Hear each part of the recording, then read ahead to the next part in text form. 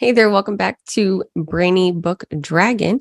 This is episode 3. We're going to be talking about some kid books today. I get a lot of questions from parents about how to get their kids into reading, how to get them interested in books and kind of where to start and all that. And really, ironically, it comes down to the fact that if a parent is reading, usually the kids will just kind of start to pick it up. They'll at least be interested in reading itself and willing to find books that they like.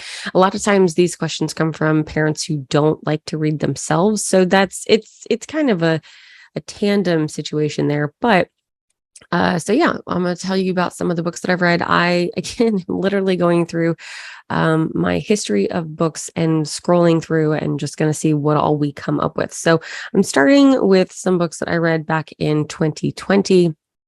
One of those books was The Magic Misfits by Neil Patrick Harris. Now, we all remember Neil Patrick Harris as like Doogie Howser, right? He's done a lot of things in the more recent years on How I Met Your Mother and everything like that, but most people don't realize that he actually is an amazing writer as well. So The Magic Misfits is a 4-book series that is very fun indeed. This series has a lot of hidden gems in it because there are literally codes and everything that are hidden in the book itself.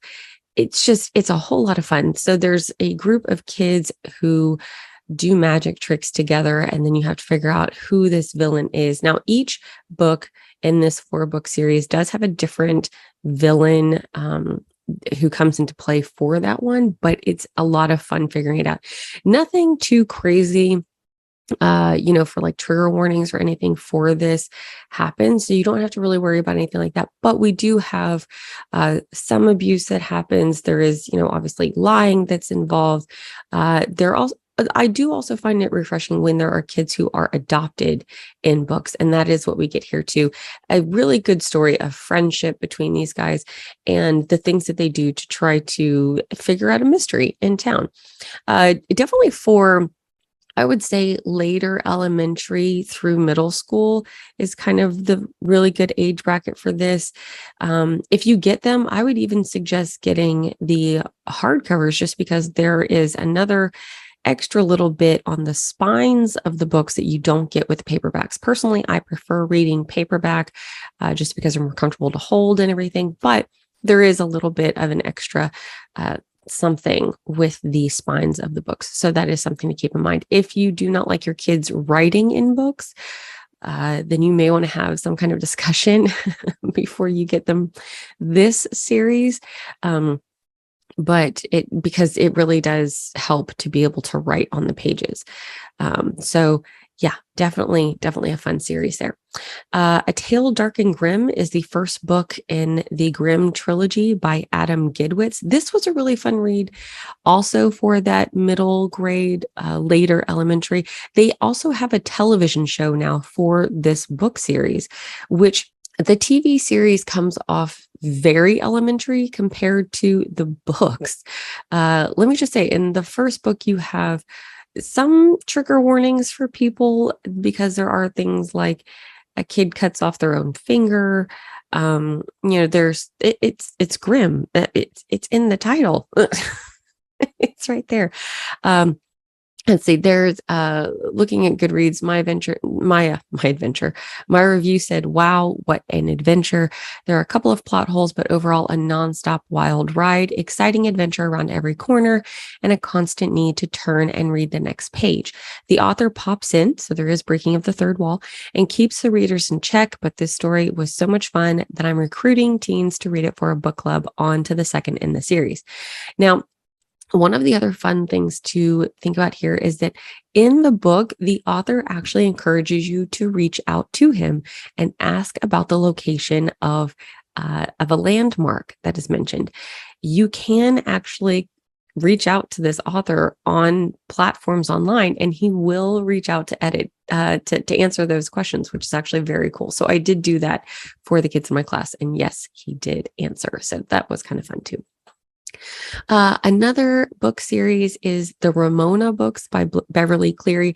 These are absolutely hilarious. These are extremely relatable. If you get them, I would even say get the audiobooks. The audiobooks are so well narrated. They're a ton of fun. My kid cannot get enough of them even now, and my kid is older. Even now, my kid loves them. I love them. They are absolutely hilarious. And yeah, the relationship between Ramona and her sister Beezus are great. So definitely wholesome for the whole family.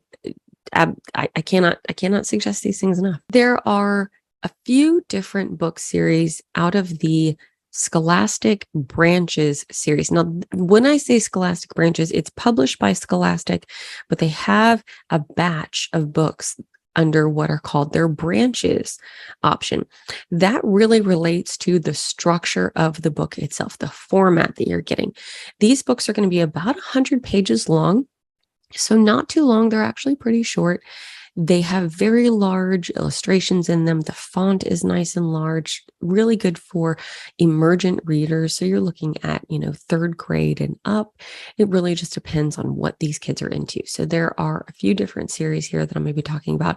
The first one is The Notebook of Doom. Now there are and yes, Notebook of Doom, Doom, like super scary.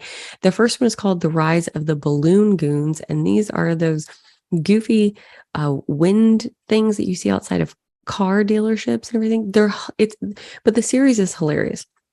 There are 13 books in the Notebook of Doom series. And then there's also the handbook that they have that has all of the monsters and stuff. And it looks like a notebook that somebody wrote in. It's very, very cool. It's also full color. So the regular books are in black and white, but the handbook that you get is in full color. So if you get the series, I strongly suggest you also get that handbook for the end.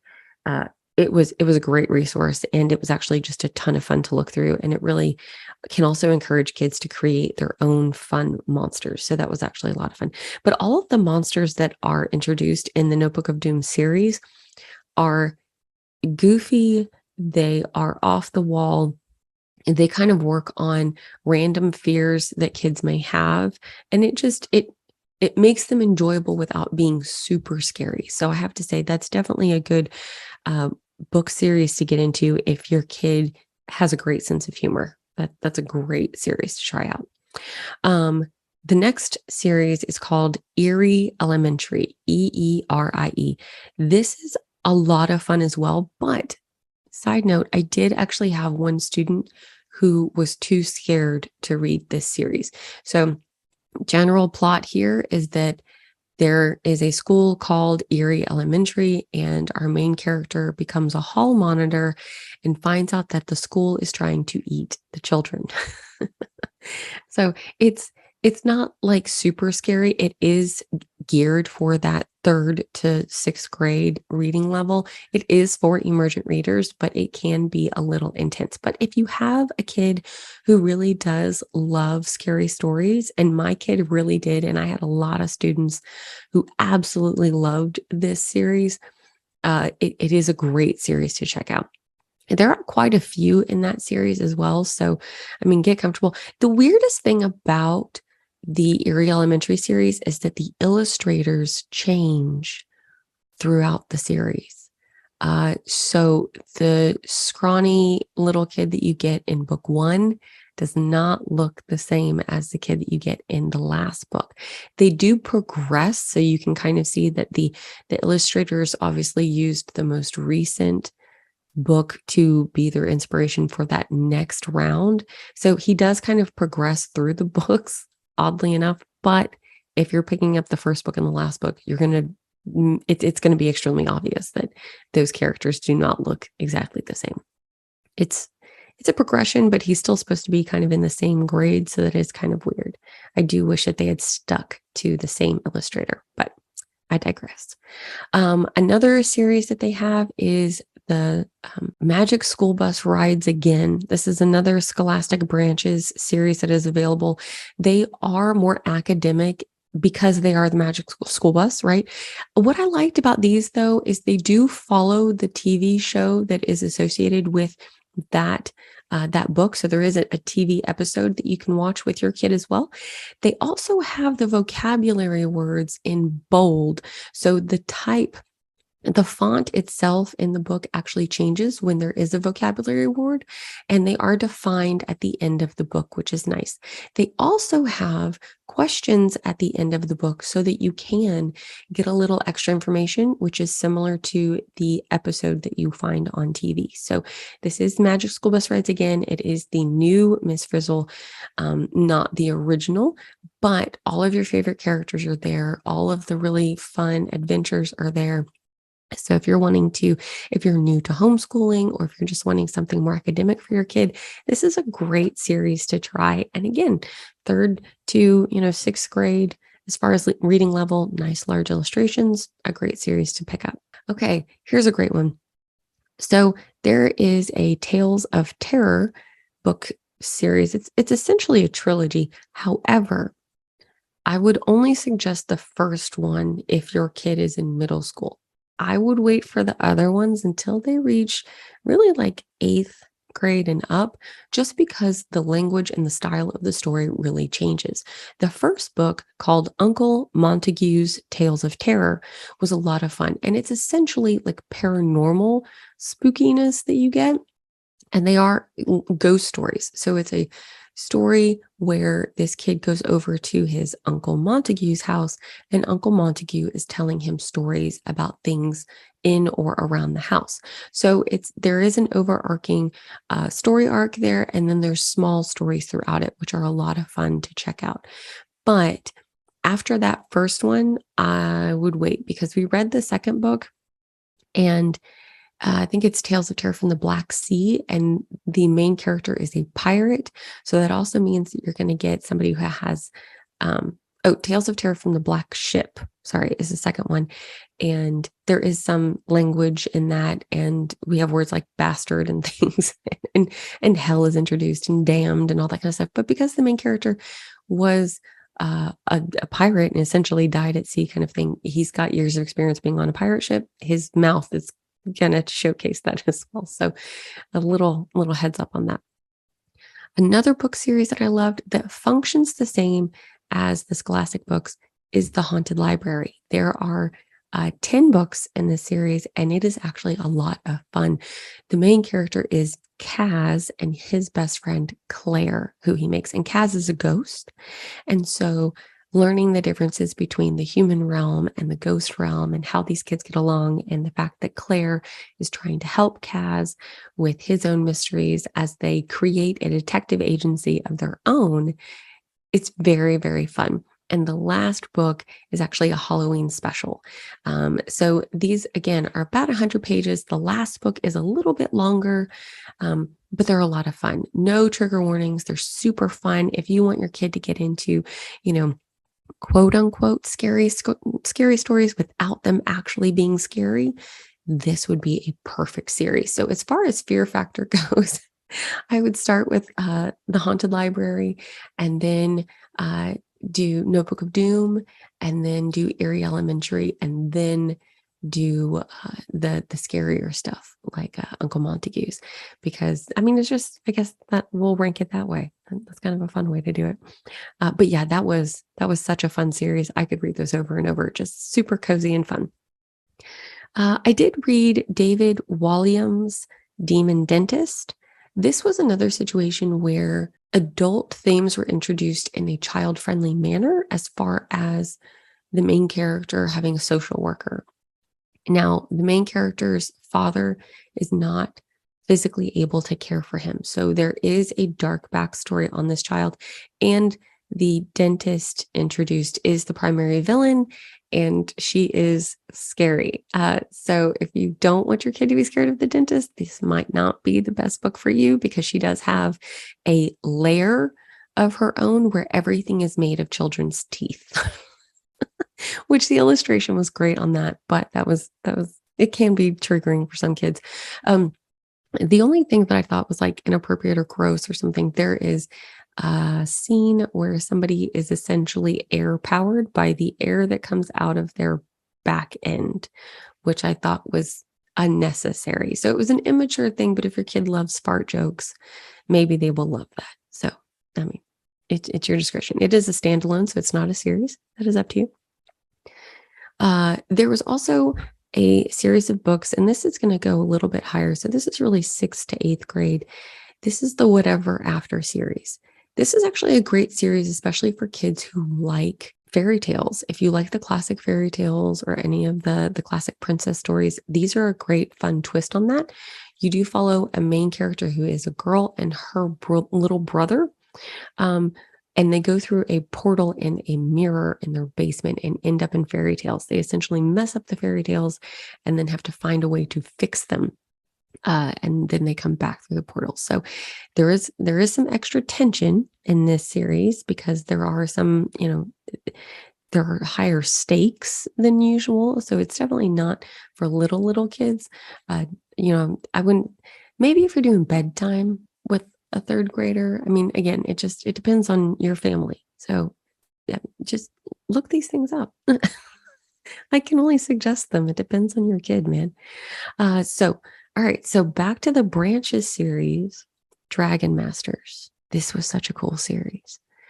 Dragon Masters, there are more than 20 books in this series. And again, there is also a Dragon Master manual. So similar to Notebook of Doom, we do have a manual that is available in full color, which was amazing, a great resource, especially if you want your kid to start kind of really delving into information. One of the things I loved about this series is the fact that each book introduces a new dragon, its abilities, as well as their trainer. So that Dragon Master, and they are all kids who become Dragon Masters. And if you are looking for a wonderful way to introduce diversity to your kids and introducing, you could even, especially for homeschoolers, you could introduce this book series and turn it into a geography lesson for the week, honestly, because every time you get another book, you have a kid from a different part of the planet, which is really cool. So you could turn this into an entire unit study if you wanted. The dragons are a lot of fun, and they just, I mean, the ideas that someone came up with to put together for this series is just amazing. So absolutely, if you have a 3rd to, even up to 8th grade, hell, like I said, it just depends on how deep you want to dive into the information here. Now, if you have a kid who just absolutely does not want to do chapter books and hates the idea of chapter books, they're all so long, and your kid has a great sense of humor, the Black Lagoon. The Black Lagoon series is just classic overreaction for the main character, Hubie. And it's the funniest thing. And all the things that he's scared of. And, he hears the gossip from around school of what to expect of like the new teacher or the new gym teacher or, riding the bus, what it's going to be like. And then what it turns out to be at the end. And these books are short and these books are funny and these books are extremely relatable for kids. So I would definitely suggest those. They are a blast and there are a ton of them, an absolute ton of them. So have fun going through those. Malamander and Gargantus. There's actually a 3rd book now in that series, and that was such a fun series. I actually did a whole review of both of those and show some of the illustrations on a different channel. So I will tag that channel, add a card or whatever up at the top for you on the video of that, and link it in the description so that you can check that out, because Malamander and Gargantus were great books. Very, very cool. Like I said, there is now a 3rd book in the series. I have not read it yet, but I actually do really want to read it. Even as an adult, I think it's so much fun. I definitely do want to check it out. So that is a good series to check out as well. Those are bigger books, so they're not small 100-page books. They are decent sizes. They're about an inch in thickness, but great fun stories, very interesting characters. So yeah, I'll link it. Okay, another book series that I was actually really surprised about, Encyclopedia Brown. Encyclopedia Brown they were written a long time ago. That's the best way to start this description. The main kid's name is Encyclopedia. Like that's the name that he goes by. It's his street name essentially, because he acts like an encyclopedia for his father, who is head of the police his town. So his dad comes to him all the time with, mysteries, and Encyclopedia figures them out. He helps solve these mysteries. Now, each book has, I think, like 10 short stories in them. So they're very short. So if you want to do this for story time and try to figure it out as like a brain teaser, these are amazing. Thank goodness. Thank goodness the answers to these mysteries are in the back, because there were some of them that even tricked me. And so it's actually a lot of fun. If you're looking for something just to get the brain going, or if you're trying to start a class as a teacher and you're trying to get your kids engaged, start off with these short stories because they are a ton of fun and they are great mysteries. Um, but yeah, each book is really short, and then there's 10 mysteries in each book. So if you're looking for bang for your buck as far as children's books go, those are amazing to go with. And like I said, there were even some of the mysteries that I could not figure out. So I'm so glad that they had the answers in the back. That was extremely helpful. Um, let's see. Okay, so each of these, like I said, is a very long series. So I am just scrolling through the fact that I read all of them. Oh gosh, Skullduggery Pleasant. Oh, that was a frustrating one. That's more of middle school kind of thing. There's a skeleton. His name is Skullduggery. He comes to life.